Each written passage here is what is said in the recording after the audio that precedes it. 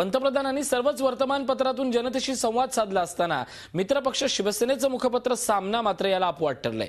मराठीतील सर्व वर्तमानपत्रांमध्ये, प्रमुख वर्तमानपत्रांमध्ये ही जाहिरात आहे। अगदी नारायण राणेंच्या प्रहारमध्ये ही पहिल्या पानावर जाहिरात छापण्यात आली आहे। गंमत म्हणजे या जाहिरातीच्या वरतीच सरकारच्या 1 वर्षाच्या कारभाराचे वाभाडे काढणारी ही बातमी छापली आहे। सामनामध्ये मात्र जाहिरातही नाही आणि सरकारच्या वर्षपूर्तीची बातमीलाही फारशी जागा देण्यात आलेली नाही आणि महत्त्वही नाहीये। एरवी लहान सहान गोष्टींवर अग्रलेख लिहिणाऱ्या सामनानं तिथेही याची दखल घेतलेली नाही। केवळ आतल्या पानावर मुख्यमंत्री देवेंद्र फडणवीस यांनी दिलेली एक जाहिरात वगळता मोदी सरकारची वर्षपूर्ती सामनामध्ये दिसत नाहीये।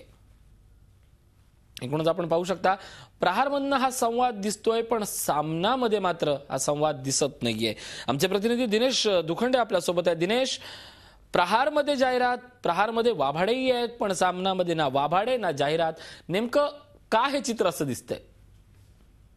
ऋषी, यामध्ये सर्वात महत्वाचं एकच विश्लेषण करता येईल की शिवसेनेची भाजप आणि मोदी सरकारवर असलेली नाराजी आता जाहिरातींचा जो पंतप्रधानांचा संदेशात सर्व प्रसार माध्यमांमध्ये आणि वृत्तपत्रांमध्ये छापून आलेला आहे। सामनाने आज वर्षपूर्तीची दखल घेतलेली नाही। मोदींच्या भाषणाची बातमी ही फोल्डच्या खाली छापण्यात आलेली आहे।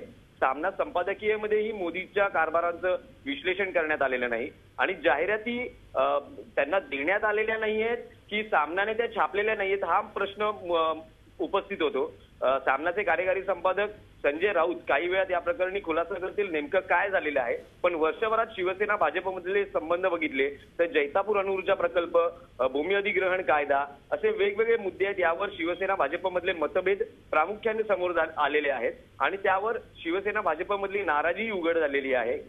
शिवसेना भाजपच्या कारभारावर समाधानी नाही का, हा एक मूलभूत प्रश्न आजच्या जाहिरातींच्या प्रकरणातून निश्चित उपस्थित होतो। नक्कीच, धन्यवाद दिनेश। या सगळ्या माहितीबद्दल आमचे प्रतिनिधी दिनेश दुखंडे आपल्या सोबत होते। झी 24 तास रहा एक पाऊल पुढे।